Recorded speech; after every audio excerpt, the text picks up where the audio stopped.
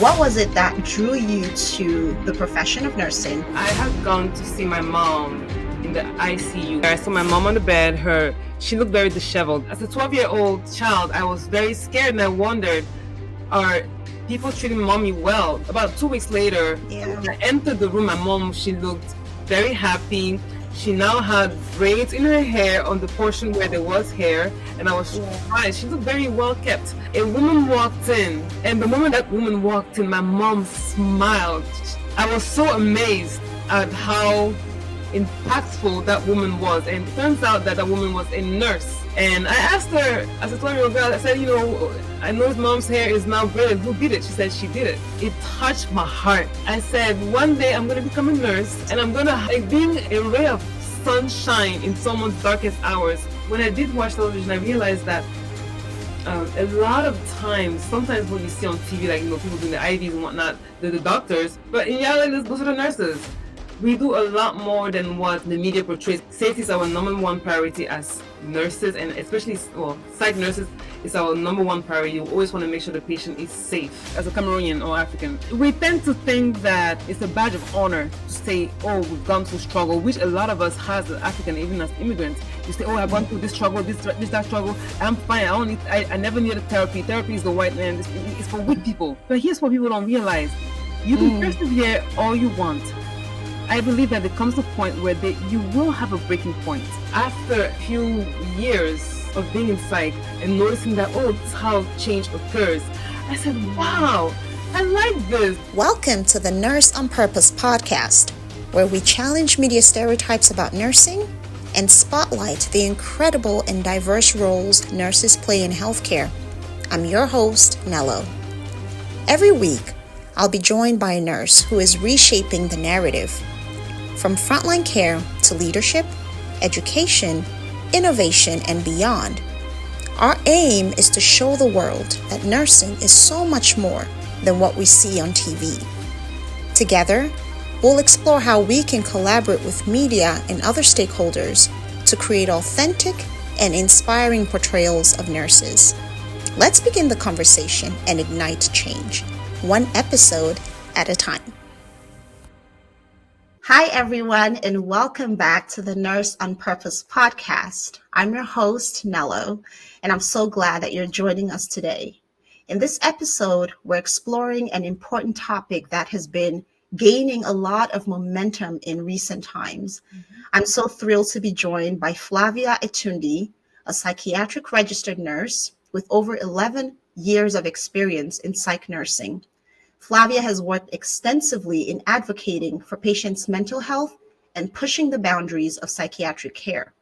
She currently works as a forensics nurse, and today we'll discuss how psych nurses go beyond caregiving to become crucial players in the mental health recovery process and how they're innovating within the healthcare system to meet the needs of patients. So Flavia, you're welcome to the show.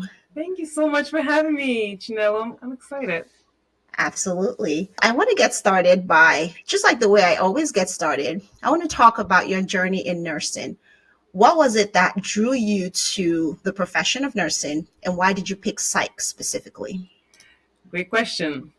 So I'll tell you a story. The story is such that it was 2002, specifically about May, and I had gone to see my mom in the ICU, what I now know to be the ICU, and we were going there to say goodbye to her.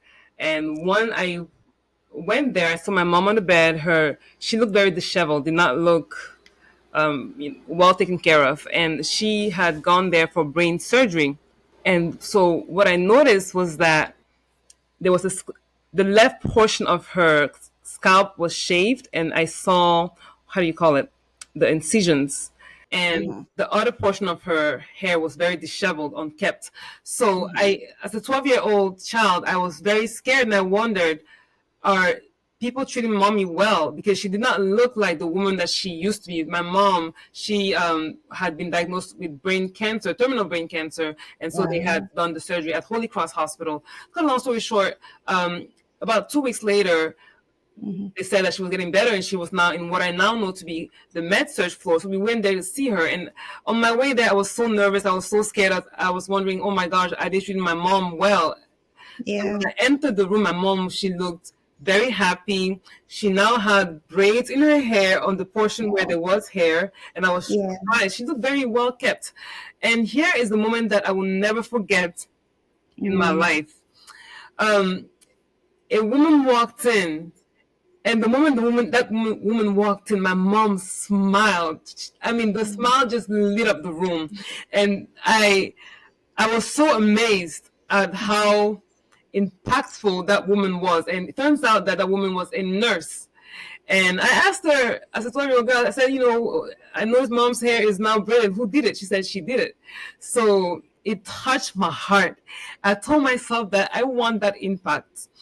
I said, one day I'm going to become a nurse and I'm going to work for Holy Cross Hospital, and I'm going to have that same impact on someone's life. Like being a ray of sunshine in someone's darkest hours. That's the impact that I wanted to have. And that's why I became a nurse. Oh, so, wow. Yeah. Man, you bringing tears to my eyes. I wasn't ready for that. That is a powerful story. The human connection really can't be traded for anything. I think that nursing is so unique in its ability to heal the human spirit, the human heart, with compassion, just being there, your presence, you're there 24 hours. There's so much value. There's so much positive light that you can shine in the lives of your patient. Yeah, we're scientists. Yeah, we're innovators. Yeah, we're creatives. Yeah, we are CEOs and doing all these things. But there is the heart and the soul and the spirit of nursing. I think everybody that comes in contact with a nurse like the one that you did would be a lucky patient, right? Because even in the darkest times of her life, she was able to smile. Right? She had every reason not to smile, but this nurse gave her a reason to smile. And that's amazing. And I'm really sorry to hear about your mom also. Brain cancer is a tough diagnosis for a family to deal with, and at such a young age. I want to ask you, just moving on, the second part of that question, how did you decide it was psych nursing for you? What was your decision? Oh my goodness. I always say this. I believe it was just God, like a divine situation. Yeah, Absolutely. it was a divine situation, and I ended up embracing and loving psych nursing. Okay, to make this story very short. When I was in nursing school, right, I had my psych rotation at Washington Adventist Hospital, and it turns out that I was able to build good rapport with patients, but I didn't know that that's what it was. So there were several occasions where I'll be sitting down talking to the patient, and sometimes when you're done talking to the patient, they don't want to talk to you anymore. So I didn't want the other patient to feel left out. So I would just engage in the conversation with the other patient. And to cut it long story short, I ended up having the habit of engaging with patients who were very, very, had a history of severe aggression. And a lot of times after I was done with my little session, the nurse would come up to me and tell me, oh, what did the patient tell you, whatnot. They were very curious. So I'll tell them. And at the end of the rotation, my professor, Sharon Tabb from Montgomery College, she told me, Flavia, have you ever thought about becoming a psych nurse? I told her, no way. And I felt I felt so insulted that she actually thought I could be a psych nurse. No, like fools. No. Anyways, fast forward about a year and a half later, when I finally took my board and I ended up passing it, I applied for several jobs. No jobs were hiring me. And one day on my way to, I had gone to Shady Grove Adventist Hospital in Gaithersburg, Maryland. And I had gone there, I had applied for jobs, and I was going to ask them to hire me. They had no openings. So I said, okay, I always wanted to work with teenagers and kids. So there was a psych hospital named Adventist Behavioral Health Hospital.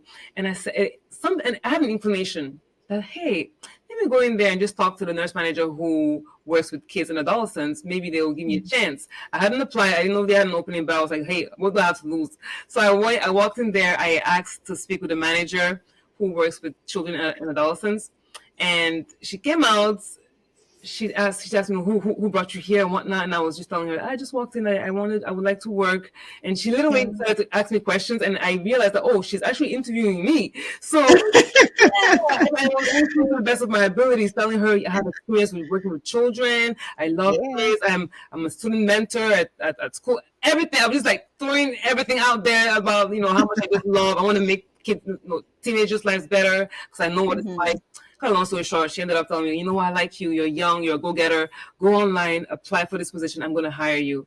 That's how come I entered into that psych realm. I didn't know I was going to stay there. And while there, people told me, Flavia, you're not a real nurse because you don't have any medical surgical background as a nurse. So you need to do 1 year in psych nursing. After that, so I felt so ashamed. Like, oh my God, Bad advice. Nurse, bad. I didn't know any better. I was like, I want to be a nurse. I want to be able to work with IVs and whatnot. Anyways, I left that psych job after about a year and a half, and it was very interesting. It was probably one of the coolest jobs I've ever had, but it was also one of the most dangerous ones. But anyways, it's amazing. So I did. I left psych, went into home health, where I also work with psych patients because they had bipolar.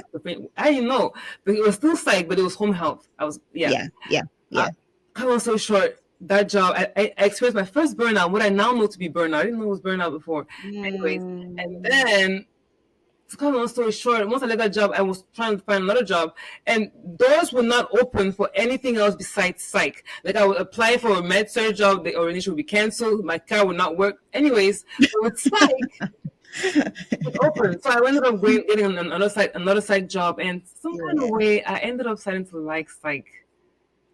So I ended up saying, because remember, I went into nursing because I wanted to be able to make a positive impact in someone's life. And with psych, I always wondered, even when I was in nursing school, I said, okay, talking to a patient, I'm not seeing the change. Like with med surg, you can see a wound. When you dress a wound, you can see progressively, you can see changes. But with psych, I was like, I don't know, I'm not seeing this change. Like after a few years of being in psych and noticing that, this is how change occurs, I said, wow, I like this. And it was fun. And also I almost left psych nursing because I was like, I'm so bored. But I began to see that there are ways to make the profession exciting. I started to create groups, my mind just opened, and I said, I want to stay here. I love this. Yeah. Absolutely. I can use art and science in nursing. Perfect. Yeah. Perfect. And something you mentioned kind of struck me, because you said you were totally against the idea of psych because you were like, no way. And you felt insulted. Yes. Why did you feel like it was an insult? Yes, because when I was a little girl, and I'm originally from Cameroon, so we would go to the market with my mom, and we would sometimes see people that are naked, they're dirty, they're on cats, tattered hair, and I'll ask my mom, why are they like that? They'll be digging out of the trash cans and stuff, and my mom would say, oh no, they're fools, they have problems in their minds. So I was terrified of them. So when I thought of psych nursing, that's the picture that I had of a man, a woman, tattered dress, filthy, digging through the trash. And so even when I went to my psych rotations, I saw those people in the psych hospital, right? Not all of them were, they were not naked. However, some of them had like filthy clothes, their nails like very, very dirty. And the interesting thing is that I was able to see their humanity in the psych ward. Yeah, but still the stigma was there because I felt like, oh my gosh, no, I cannot work with these people. Yeah.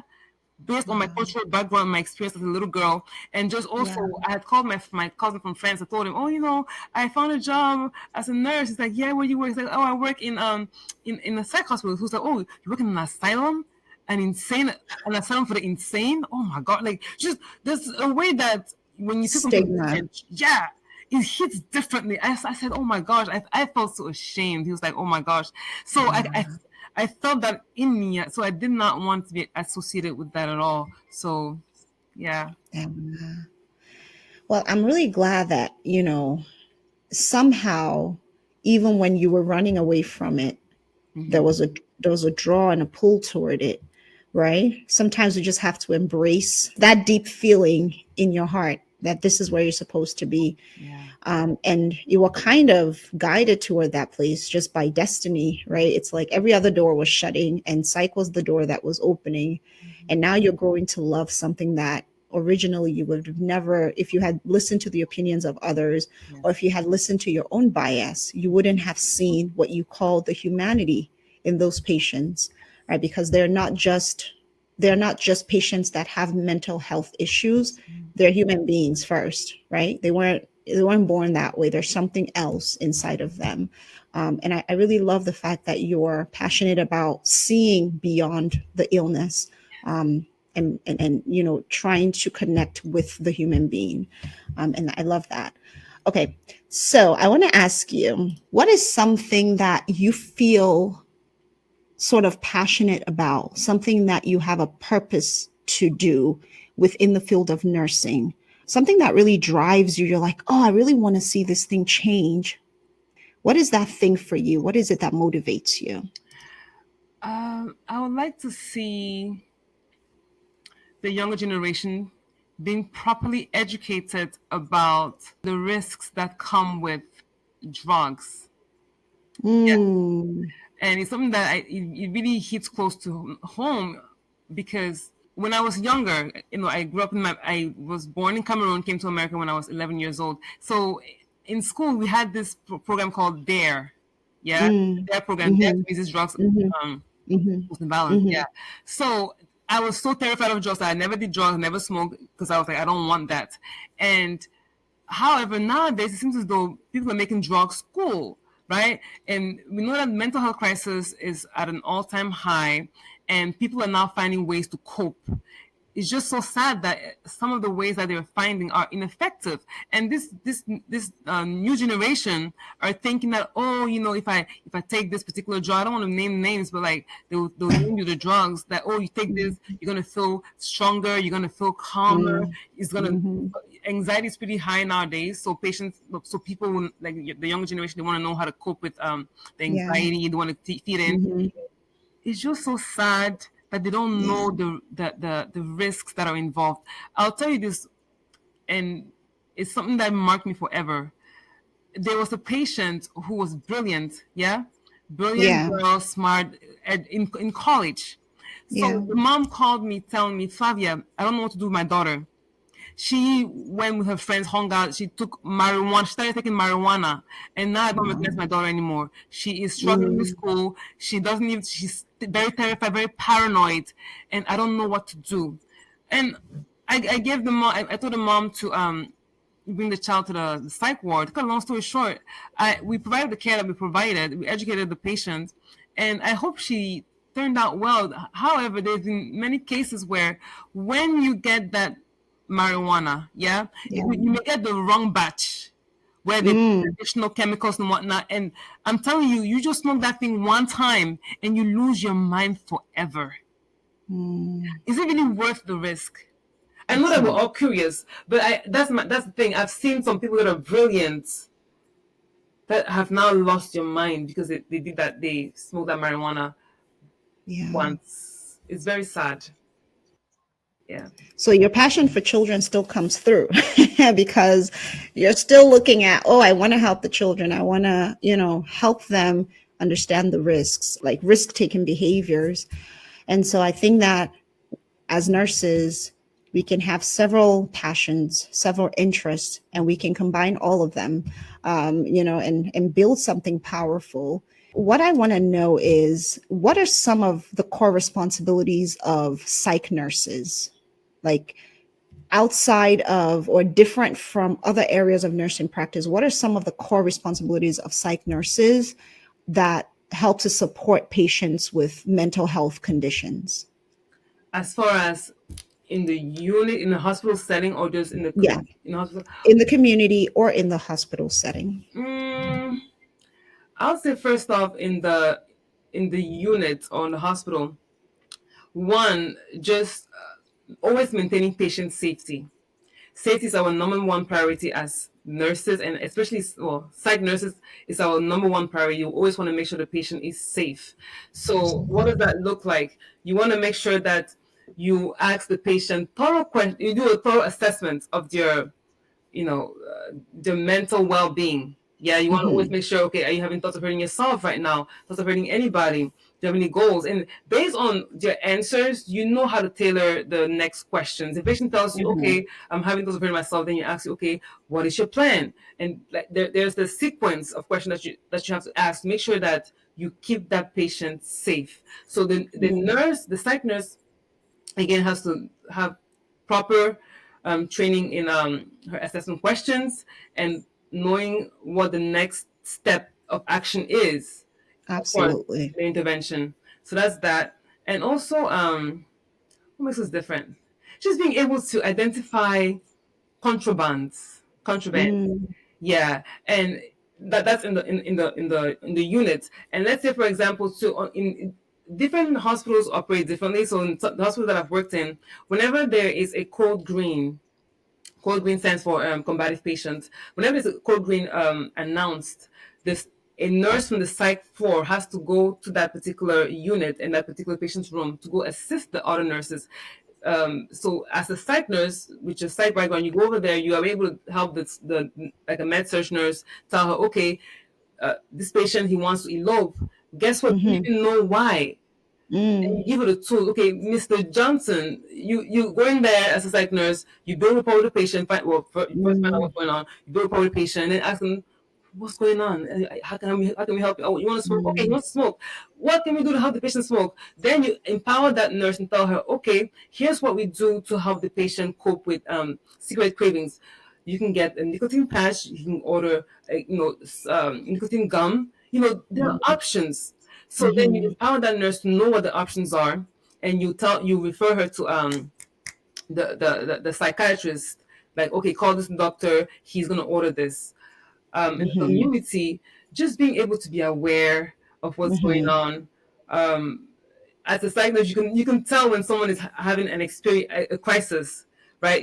You spot it right on, and people think, oh, look at them, they're crazy.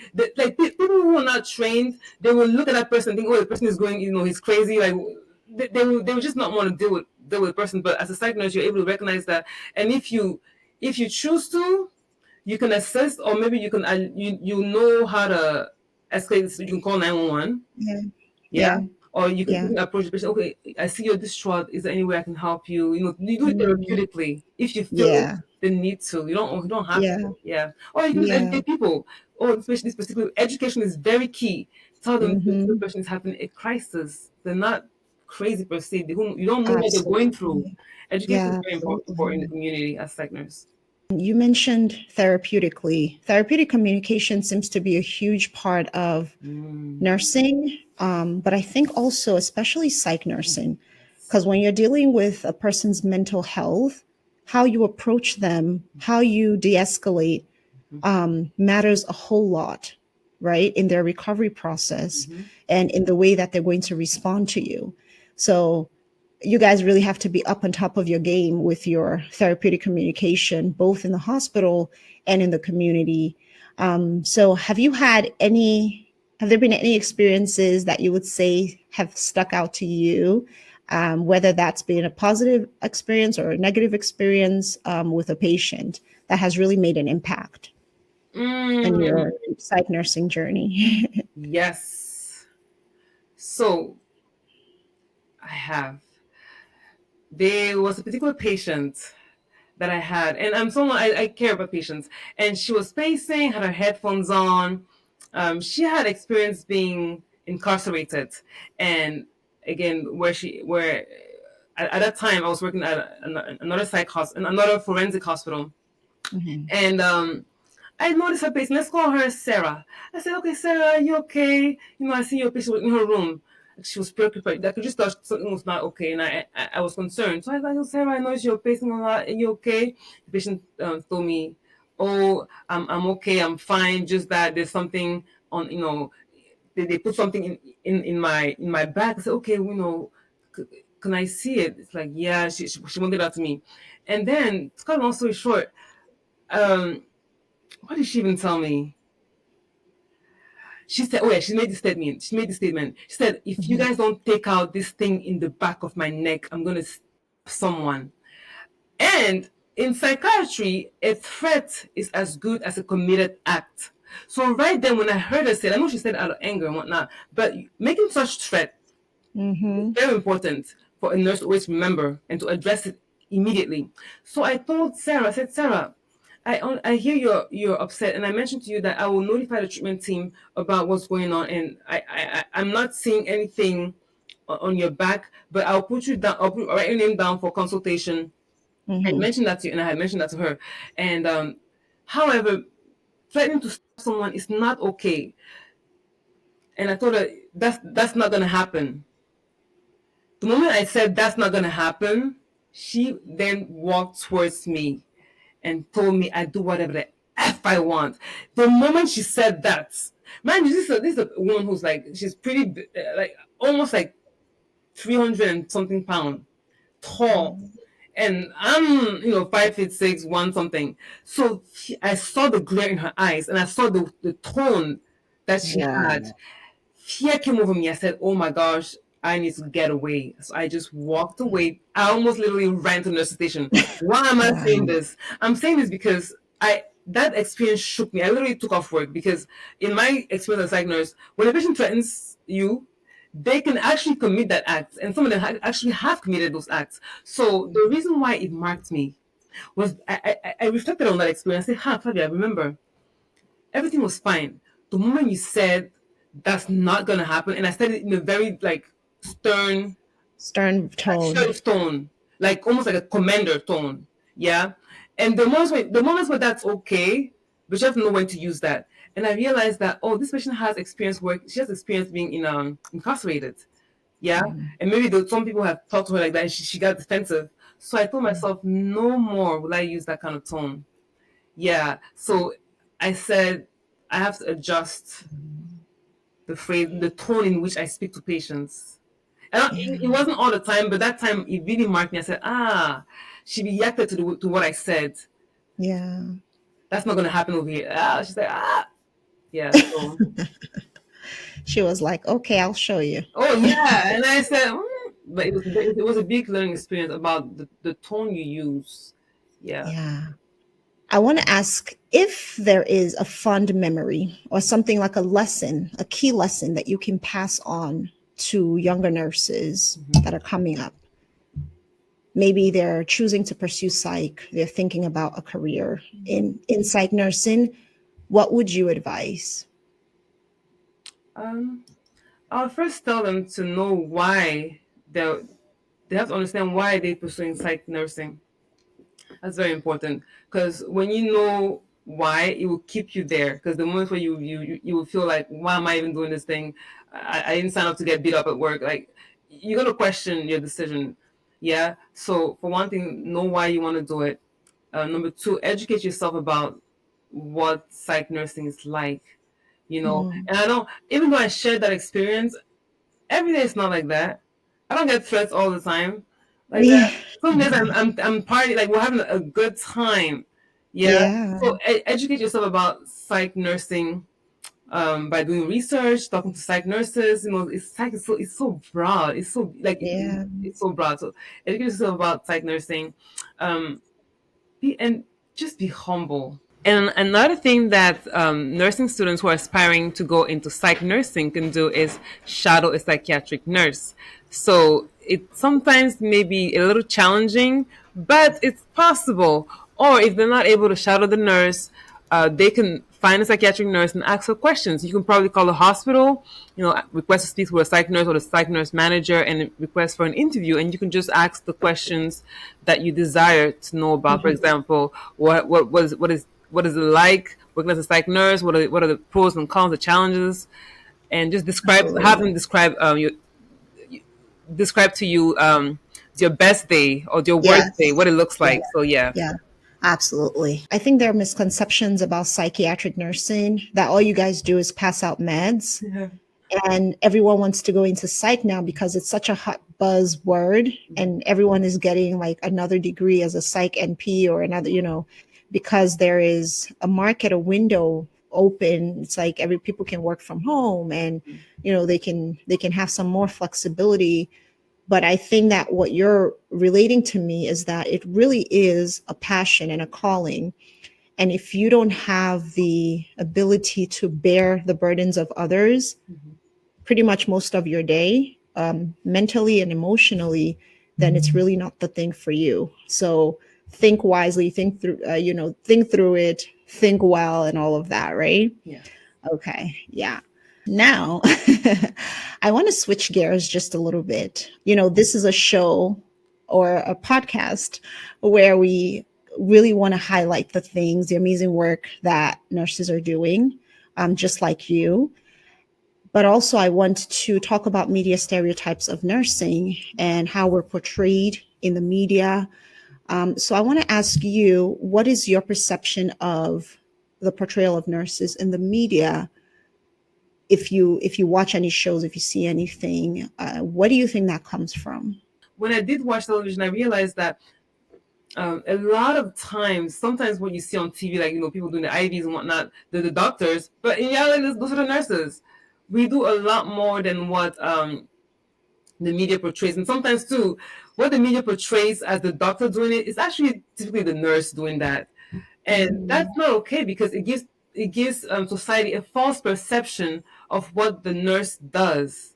Yeah, and that's not okay. And let's also be very mindful that nursing has changed a lot from its inception, because before there were no nurses, but there came this point in time where they discovered that, okay, physicians need assistants. Yes, we understand they're physician assistants.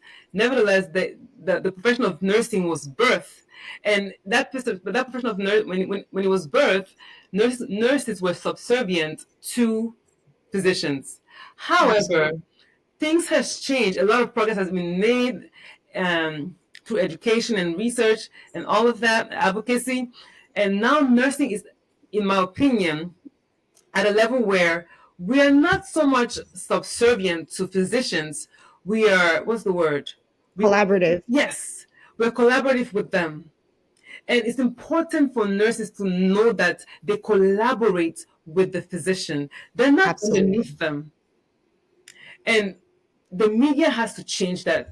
And the nurse, too, has to be able to know her importance and her value in the hospital setting, or in the healthcare setting in general. Let me just quickly share with you a story.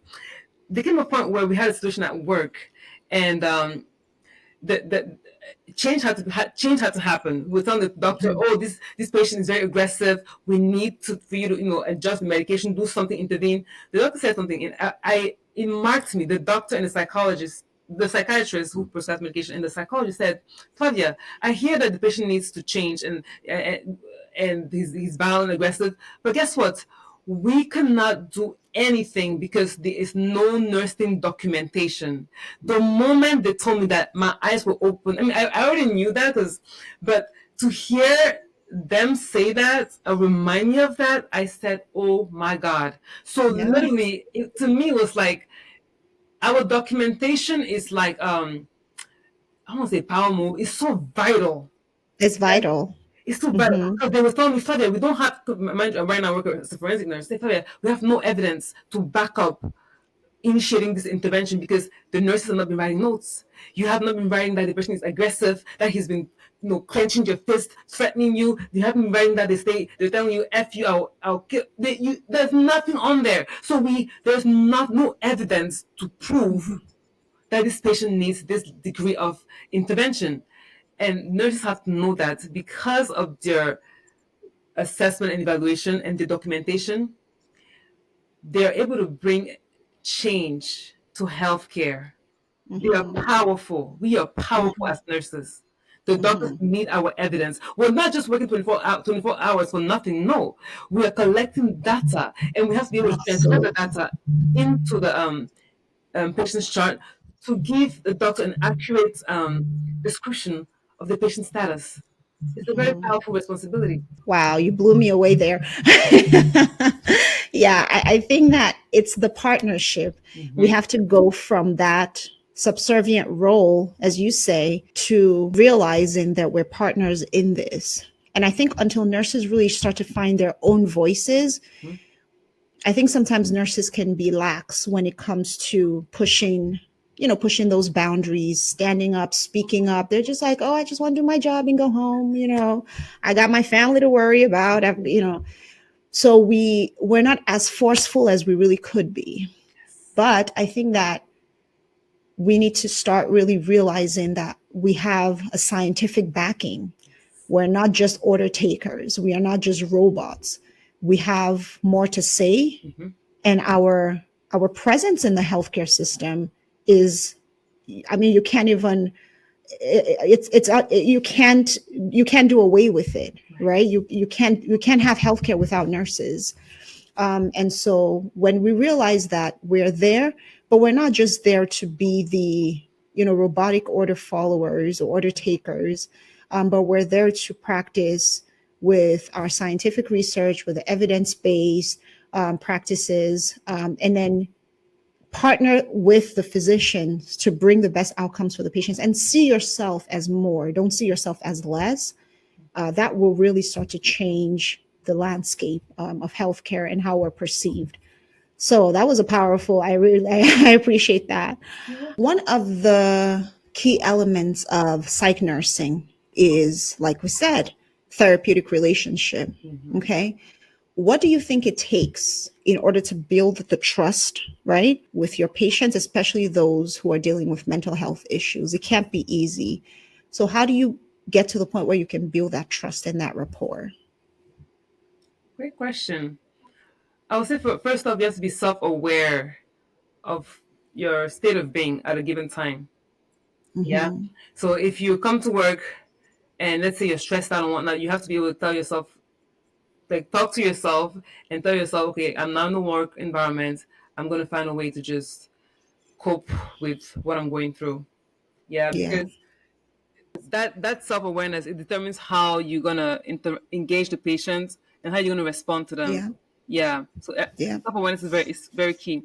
Now, when you approach the patient, remember that these are human beings. Yeah. And there are several communication styles in place that you can, and models that you can use in building trust with the patient. So when you come to the patient, just get to know them. First off, introduce yourself to them. My name is Flavia. I'll be your nurse today. How are you? And actually mean it. If they tell you I'm not doing okay, I'm sad, just tell them, okay, well, we're here to help you. What can we do right now to make sure that we help you? Like that kind of care, like just showing that you care. Yeah, not just going in and the person tells you the sad. You're like, okay, I'm sorry. I hope you feel better. And then you continue your assessment. Just do a little bit more digging. You don't have to do a whole lot of digging. Just ask a few more questions, and then you ask a couple of open-ended questions. Let them express themselves. Yeah, and build the rapport. So, then give them a compliment. Oh, Mr. John, you look very nice today. I see, your hair looks nice. You greased your hair. Just something, a compliment. It just brings a smile to your faces. Because sometimes when they're going through a lot, they don't know how to come out of that mood they're in. So when you give them a compliment or you make them laugh, just something simple. It's like an icebreaker. Yeah. Ask them, okay, so what do you enjoy doing? What do you, and then get them to talk about themselves. Absolutely. What they like. That's how you start building the rapport and try. And then also, if you tell them, for example, that okay, you're going to notify the doctor about a specific condition or a specific request that they have, make sure that you follow through on that and you come back to them. If not, it's gonna affect how they see you. Because they observe everything. That's great. Okay, so I want to kind of pick on that word stigma, which we had talked about earlier, right? I think that mental health is largely becoming normalized, but for instance, we share something in common, right? We're both from Africa. You're from Cameroon and I'm Nigerian. Mental health still carries really a high stigma, right? It carries that stigma. People call all kinds of derogatory names to it. And this happens in many parts of society. What do you think that a nurse, a psychiatric nurse, what role do you think that you guys can play in helping to reduce the stigma in your day-to-day work with patients? I would say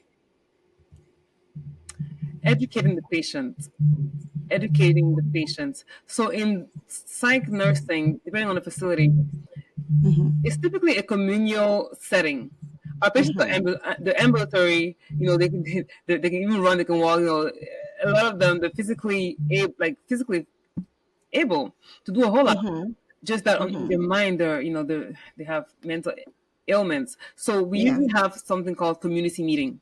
Yeah, where Yeah. all the patients gather and we just talk. So it's important for psych nurses during those community meetings to have those conversations with the patients, and it also helps build rapport with the patient, nurse to patient. Number two, it also helps the patient realize that they're not in it alone, right? So psych nurses have to be able to utilize those communal moments with the patient and educate them, let them know that okay, it's not a. I get that. I'll speak as as a Cameroonian or African Cameroonian. We tend to think that it's a badge of honor to say, "Oh, we've gone through struggle," which a lot of us has as African, even as immigrants. You say, "Oh, I've gone through this struggle, this that struggle. I'm fine.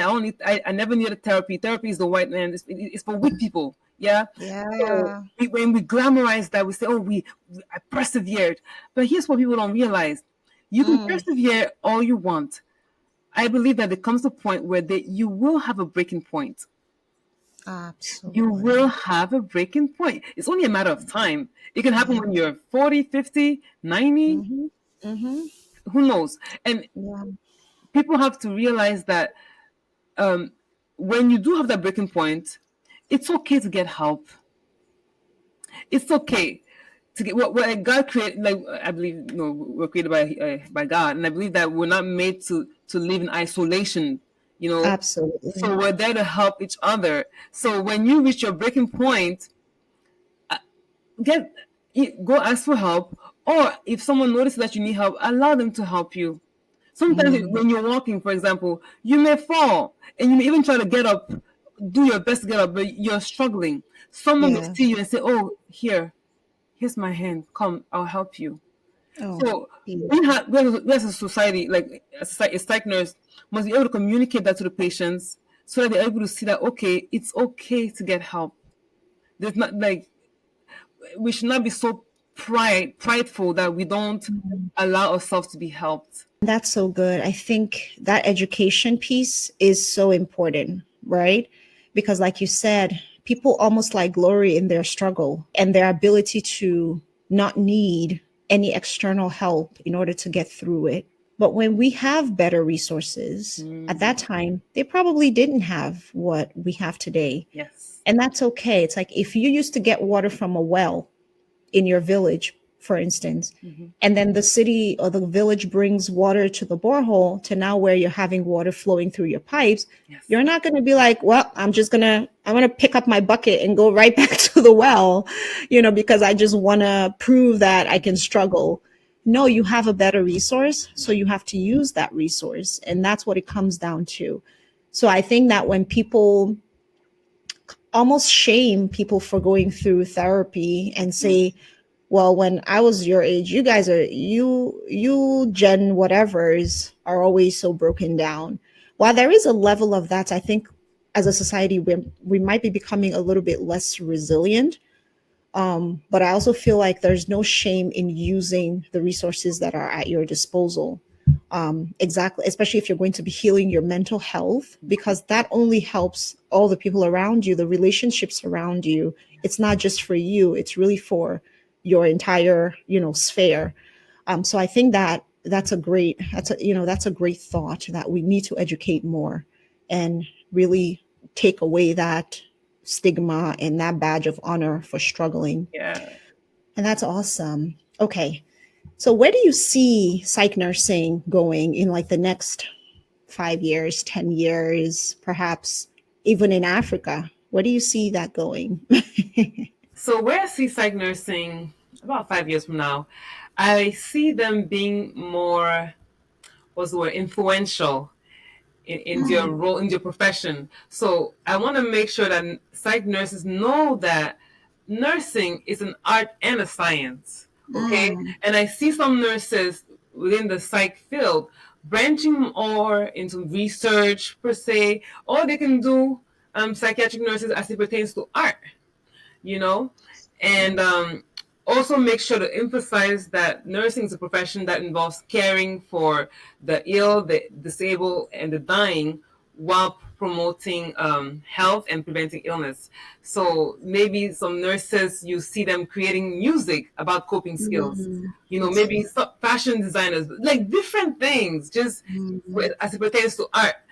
And other nurses can see that and say, okay, let's do research and see how like just creativity. That's what I see, and also backed up with research, because in order for us to elevate the profession and improve the quality of care, there has to be research, you know, to show that progress is being made. and then what would you say within the African continent or other parts of the world where the stigma is still largely prevalent? What are your hopes? What is your vision, to see psych nursing or psychiatry in general evolve into? So specifically within Africa, or just like I said, around the world, education, Mm, education. So people have to understand that in psychiatry, especially here in America, psych units are locked off facility. Not everyone has clearance to enter a psych unit.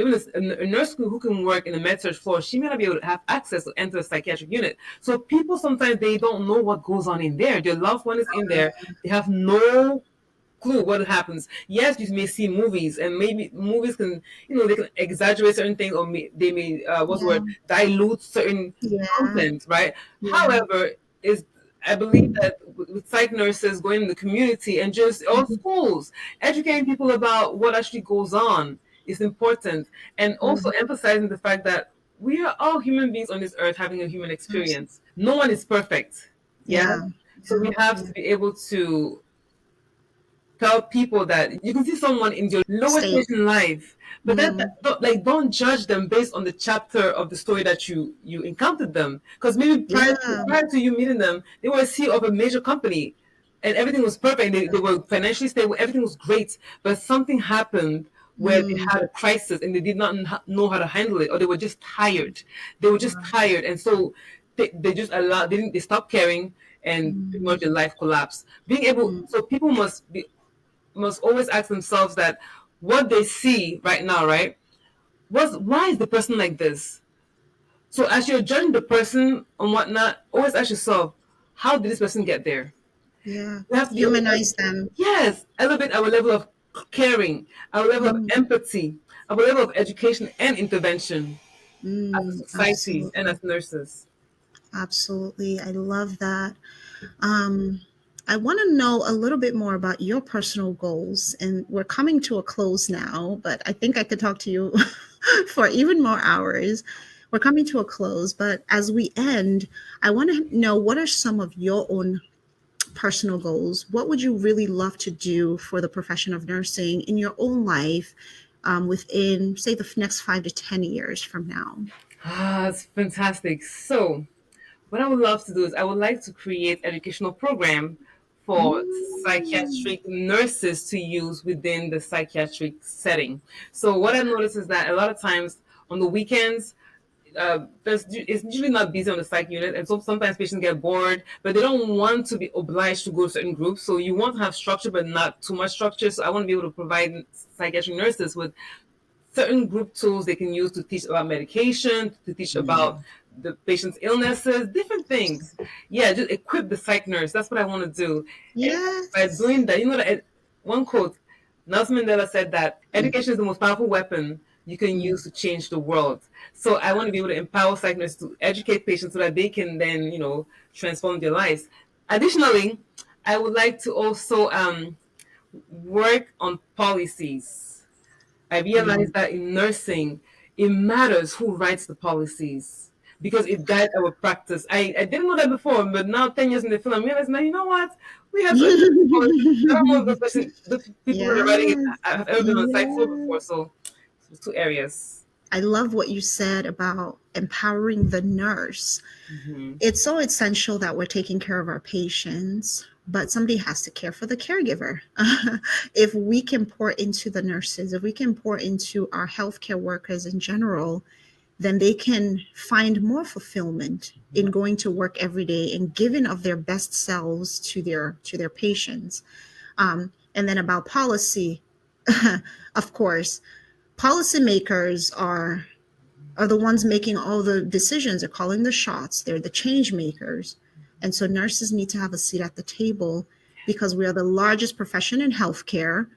And if we're not there to make our own decisions, somebody is going to speak on our behalf, and that person is not a nurse, right? Yes. And how do they then feel what the nurse's experience is? It has to be the nurse who takes on those roles and who goes into those leadership positions. So powerful stuff.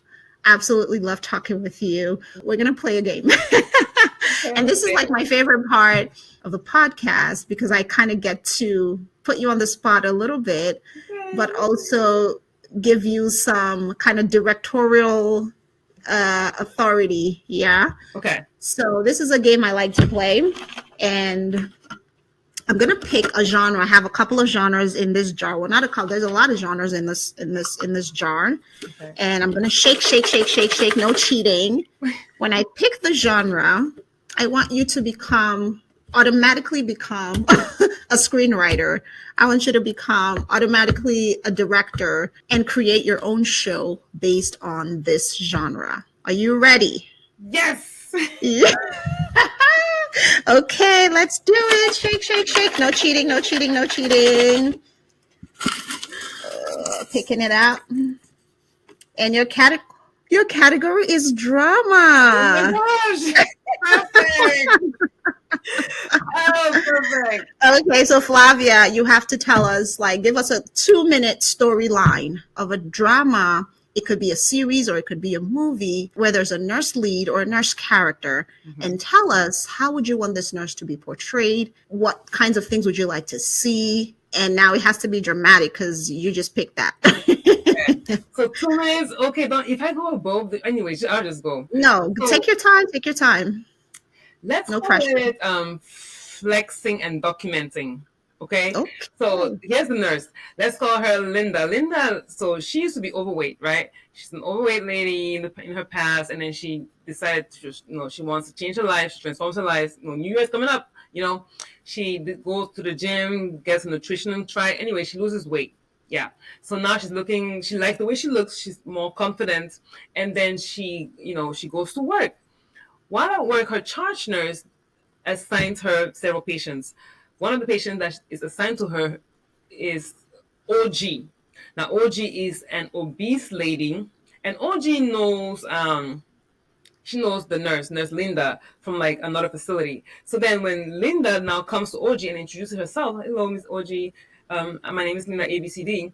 So OG then looks at Miss Linda saying, look at you think you're cute. You're not cute, you stole my husband. And so Miss Linda recognizes OG from a previous facility, and then she reorients OG to the reality that, no, I did not steal your husband. And who is your husband? Turns out that OG believes that a security officer who came to the unit earlier on is her husband. And when he came to the unit, he said hello to all the nurses, but because OG is really targeting Nurse Linda, she is upset, and she thinks that Linda stole her husband. All right.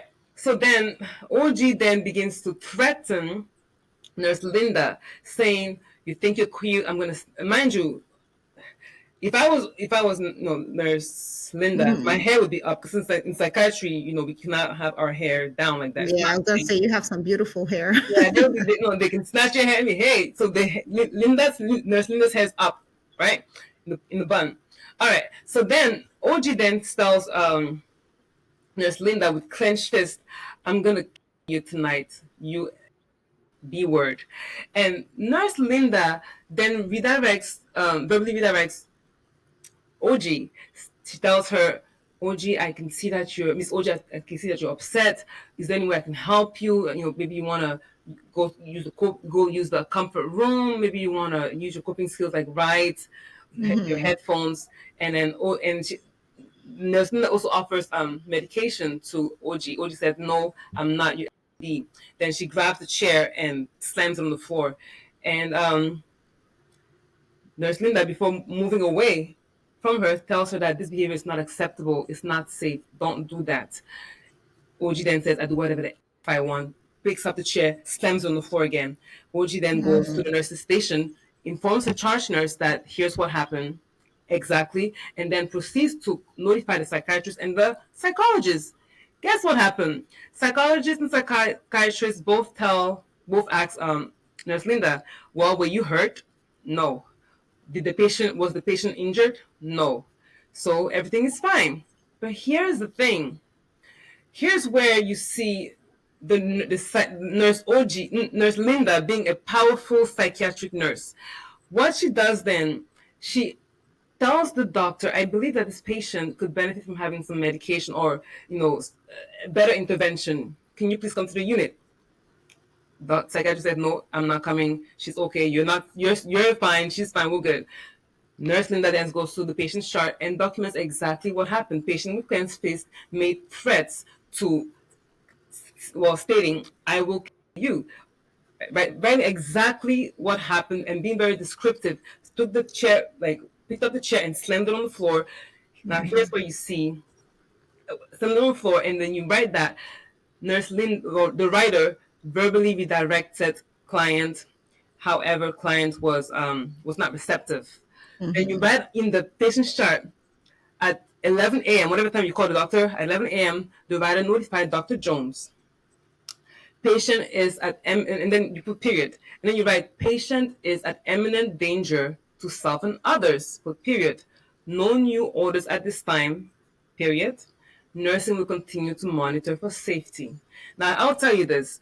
Anybody who's been in psychiatry, if they see this note, especially when you write, patient is at imminent danger to self and others, a psychiatrist reading this would pick up a phone call and call Nurse Linda saying, Nurse Linda, you know what, I'm going to order some medication for this patient. I will order maybe some like Zyprexa, 5 milligram, Ativan, 2 milligram.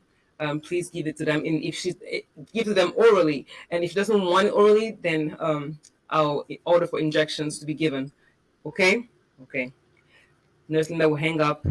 And it just goes to show you that at the end of the day, nurses do call the shots, right? And it's not about psychiatrists and nurses or psychologists and nurses being against each other. No, it's about us working collaboratively, because the emphasis of the story is the power of documentation. Because the doctor is not there to witness what the patient did. The threats in psychiatry, a threat is as good as a committed act. Because there's been numerous times, and studies have shown that when someone threatens you, chances are very soon they will commit that act. So we take threats very seriously. So the moral of the story is that it's very important for nurses to document. Yes, you can tell the doctor ABCD. I'm sure doctors a lot of them are compassionate. However, when we don't see anything documented, there's no evidence. So please, we have to continue documenting so that we can save lives. Absolutely. Oh my goodness, that sounds like a real story. Girl, you came up with that on the spot. Man, we have stories. As psych nurses, my God, we have stories. Wow. Okay. Well, maybe you'll play you'll be a director on a show someday or something, because that was a good story. But yeah, I've totally enjoyed having you on here. Where can people find you if they wanted to connect with you? So right now I am on LinkedIn. My name is Flavia Etoundi. You can find me there. My Instagram too, but I'm not posting too much. But my LinkedIn is the main one. I really I like LinkedIn a whole lot. So for now, LinkedIn is great. Awesome. Instagram is there too, but LinkedIn is where you can find me. Awesome. So guys, connect with Flavia Etoundi, psychiatric nurse, on LinkedIn. Show her some love in the comments of this video. Thank you so much for joining us. It was such a fun time, and I have loved chatting with you, Flavia. Thank you for being a guest. All right, y'all. Take care. Bye-bye.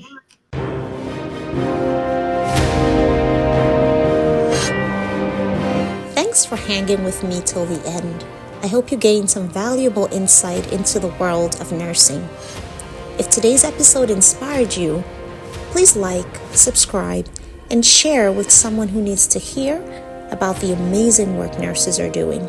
Let's keep breaking stereotypes and reshaping the narrative together. I'll see you next time.